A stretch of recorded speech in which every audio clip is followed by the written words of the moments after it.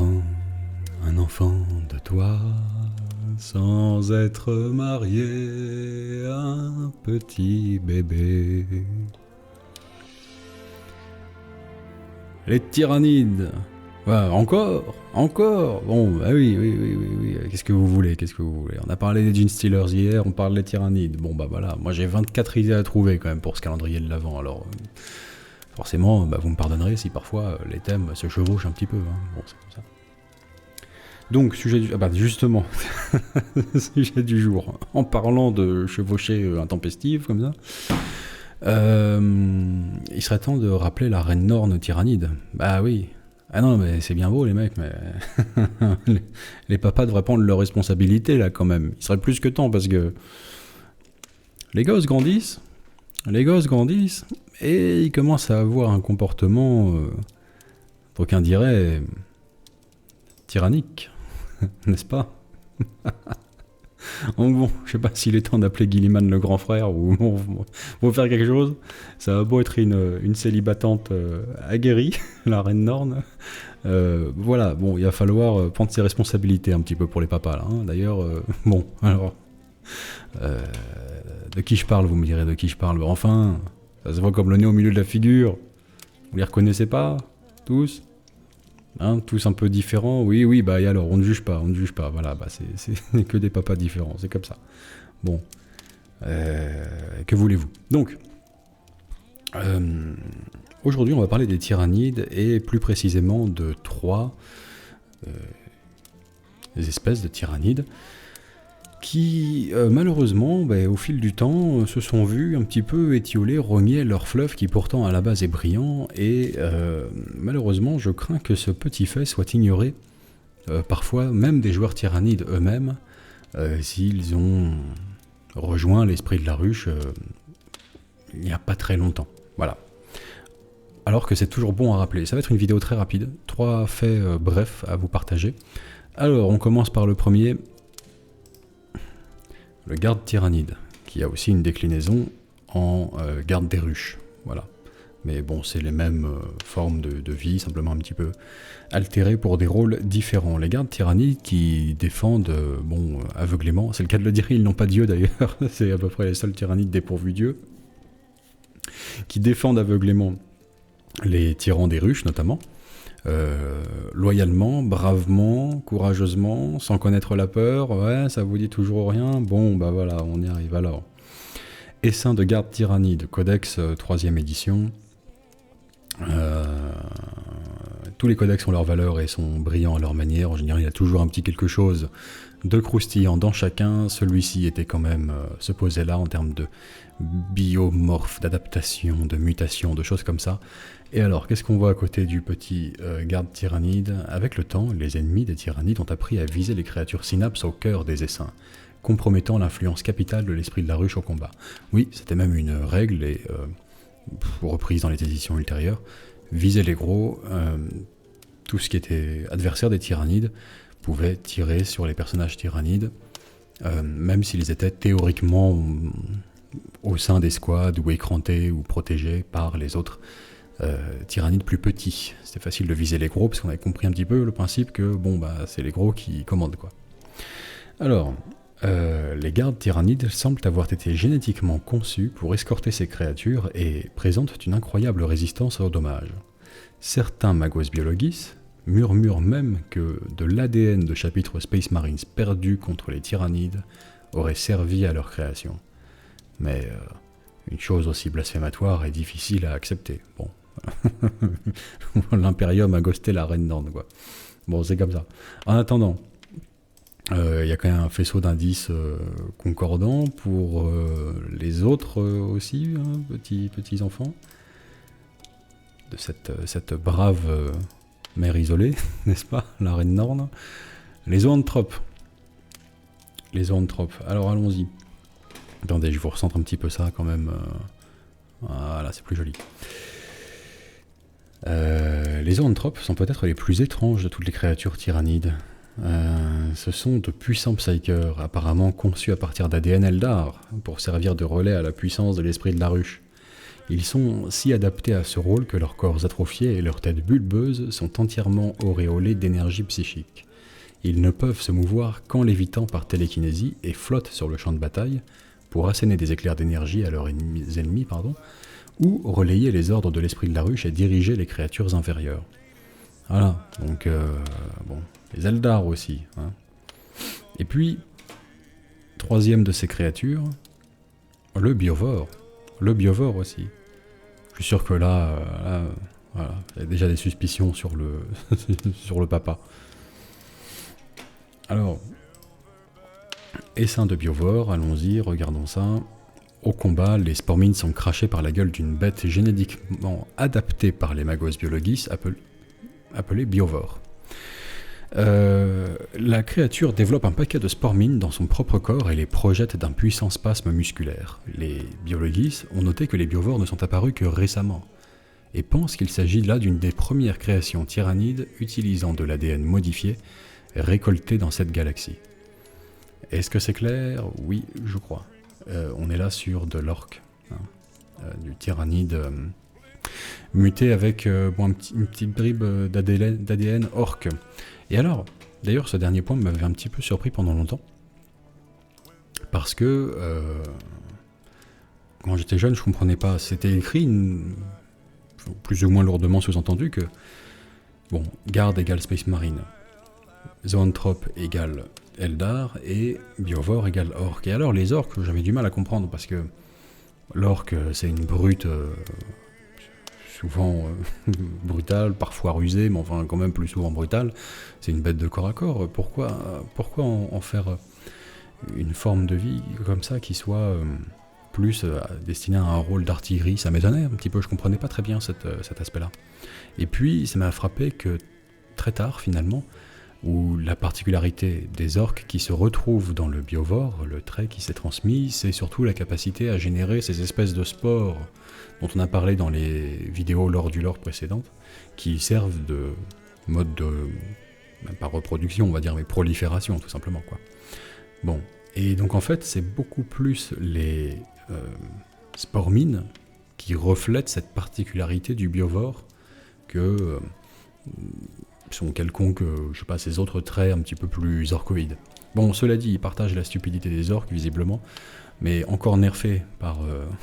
rabaisser la barre, plus bas par le côté bestial des tyrannides, parce que dans le lore du Biovore, on nous précise qu'il est particulièrement stupide, même selon les standards tyrannides, c'est vraiment plus un genre de... un comportement un peu de gros bovin, hein, plutôt au demeurant même quasiment paisible. Et finalement, son canon est plus intelligent que lui, le canon qu'il a sur le dos est vivant, on le voit à son œil. Hein. D'ailleurs, l'œil a plus de... est un peu plus vif, hein, et un peu plus lumineux que l'œil du Biovore en dessous. Donc, lui, il se balade comme un espèce de petit brouteur paisible, et c'est le canon qui détecte l'arrivée d'ennemis, voilà, est en alerte permanente, etc. Et c'est lui qui balance les spormines. Bon, c'est un peu pareil pour le Biovore, sans doute, qui est une autre forme le Pyrovore, pardon, qui est une autre forme du Biovore, qui lui, en revanche, pour le Pyrovore, a plutôt une sorte de lance-flamme sur le dos, on va dire. Mais je trouve que c'est un fait trop brillant pour être, comme ça, disparaître en fait avec le temps. Et c'est toujours bon de le rappeler.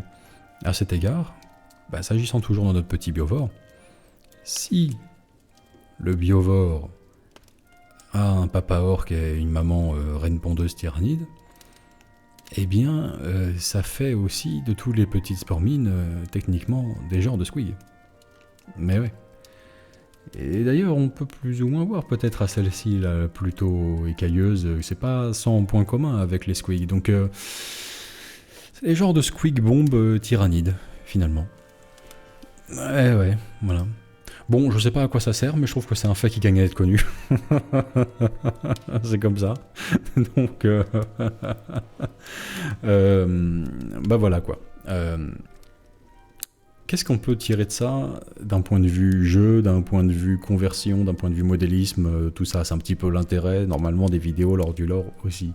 C'est d'explorer cette facette-là, de le traduire un petit peu en termes plus figurinistiques. Alors, Le premier truc, c'est qu'on peut imaginer évidemment des adaptations à partir d'ADN, d'espèces de la galaxie qui n'ont pas encore été assimilées vraiment ou retranscrites comme ça sous une nouvelle forme par l'esprit de la ruche. Donc, pour le coup, les Votann, qu'est-ce que ça donnerait? Qu'est-ce que ça donnerait avec les Kogna? Bonne question. Oui, cloner, certes, à partir de banques génétiques par les Votann, les petits Kogna, bon, mais les nains du futur, bon, au final, qu'est-ce que ça raconte, cette histoire? Ça n'empêche pas que ils ont un ADN, comme tout à chacun, je pense, et puis c'est exploitable. Alors, voilà, je vous laisse réfléchir à ça, faites-en ce que vous voulez, pourquoi pas. En avant, les mininides. Il y a moyen de faire quelque chose. Le côté fouisseur un peu des Kogna, enfin les miniers, enfin Diggy Hall là, bon c'est des nains quoi.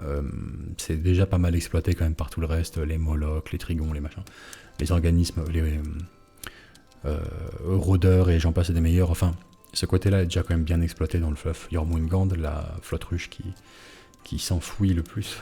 Je m'enfouis. Bon bref. Il y a peut-être quelque chose à faire avec les nains. Les Eldar noirs, qu'est-ce que ça donnerait? Je vous le laisse imaginer. En vrac, bon, tout est possible, en somme, tout est possible. Voilà, bon, Necron, compliqué. Encore que le nécroderme, utilisé par les Necrons, va souvent être plus organique qu'on ne se le figure souvent. Bon, c'est du métal, mais quand même un vague truc organisme dedans. C'est nécroderme, quoi. Il y a quelque chose de bon. Alors pourquoi pas. La tyrannide de métal. Il y aura un petit côté... Mecha Godzilla, peut-être un petit peu capillotracté, mais pas forcément inintéressant à tirer de ça. Bon, enfin, voilà. Donc là, on a les Eldar, clairement. Les gosses portent les traits de leur père, c'est assez évident. Et notamment leurs caractéristiques les plus visibles.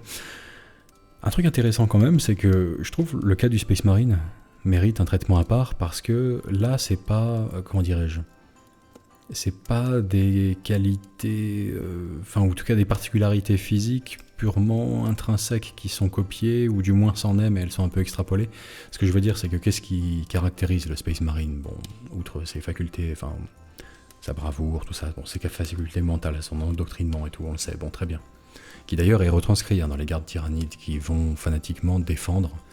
Alors, soit c'est des gardes tyrannides tout court et ils défendent le tyran des ruches, c'est son escorte, soit ce sont des gardes des ruches qui défendent les structures bio-architecturales posées par les tyrannides, les comment ça s'appelle, les trompes d'absorption, là, ce genre de choses, les tours capillaires, ce genre de choses. C'est défendu par les gardes des ruches, qui ont quasiment un bolter, hein, presque. Bon, et ce qui est intéressant, c'est que ils sont vraiment en armure lourde, enfin recouverts de plaques de chitine quand même assez conséquentes, surtout pour les gardes. Or, le Space Marine, son armure n'est pas en lui, hein, vraiment. Donc ça va chercher un petit peu au-delà de la pure forme biologique de l'être dont l'ADN a été assimilé et retranscrit à travers cette création de nouvelles formes de tyrannides. Bon. Un truc à avoir en tête, du coup, pour vos futurs trucs. Alors, c'est peut-être la carapace noire, la cage thoracique soudée des Space Marines qui finalement donnent lieu à ces protections en chitine, notamment au niveau du plastron, qui sont surdéveloppées chez les gardes tyrannides peut-être. Ben voilà, je vous laisse explorer le thème, explorer le sujet, voir ce qu'on peut en faire. Je trouve qu'il y a peut-être un potentiel intéressant, sous-jacent, qui a rarement été exploité ailleurs. D'autres unités aussi, on peut voir comme c'est vraiment les particularités qui vont au-delà juste de la structure corporelle en fait, hein, de l'ADN copié, enfin de l'être dont l'ADN a été copié. D'autres unités Space Marine peuvent aussi être plus ou moins réassimilées et retranscrites comme ça, d'autres unités, d'autres factions. Le potentiel est infini, encore une fois, voilà. L'amour transcende les frontières et toutes les barrières avec les tyrannides, et on se retrouve avec... bon voilà, des jolis petits marmots, des symboles de l'union entre deux. C'est dommage, voilà. La Reine Norne veut juste fonder une grande famille à travers la galaxie, assimiler tout le monde, et puis... Ils font partie de la famille après. Ils font partie de la famille. Regarde, demandez à ces Space Marines là s'ils ont quelque chose contre les tyrannides. Bah non, ils ont compris, c'est bon. On est de la famille maintenant. Enfin bref. Bon, je vous laisse comme d'habitude mettre vos éventuelles idées en commentaire, les conversions que ça a pu vous inspirer par le passé et que personne n'a vu, c'est dommage. Balancez-les en lien là dans les commentaires si vous avez déjà fait des créations par rapport à ça. Et puis voilà. Hein. Bon allez, je vous dis à bientôt pour un nouvel épisode de L'Or du Lore. D'ici là, portez-vous bien, passez une excellente journée. Et j'en profite pour rappeler que c'est toujours le bon moment pour nous soutenir, mais en ce moment plus que jamais, car ceux qui nous rejoindront sur Tipeee, sur Twitch sous forme de sub, ou feront un achat sur MyUbiPlace avant le 24 décembre, auront une chance de remporter les Minetti, la complète, le Land Raider, tout.